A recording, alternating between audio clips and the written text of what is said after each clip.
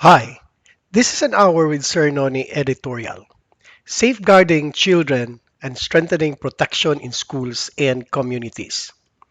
In every society, children are its most vulnerable members, and the responsibility of safeguarding them cannot rest on paper alone. The Philippines already has existing child protection policies, but the persistence of bullying, abuse, neglect, and exploitation reminds us that rules without vigilance are merely words. What our schools and communities need is not only a stronger child protection policies, but also their conscientious and religious implementation. The schools, as the second home of every learner, must be the front line of protection. Teachers and administrators should not only be educators but also guardians of child's welfare. Strict enforcement of anti-bullying rules, clear reporting mechanisms for abuse, and regular orientation for students and parents must be institutionalized. Guidance counselors and child protection committees should be empowered with continuous training, resources, and authority to act decisively on cases. Protection must go beyond discipline.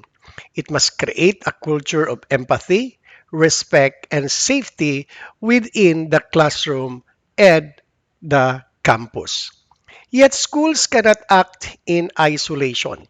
The community, especially families, faith-based organizations, and local government must share in the duty of protecting the children.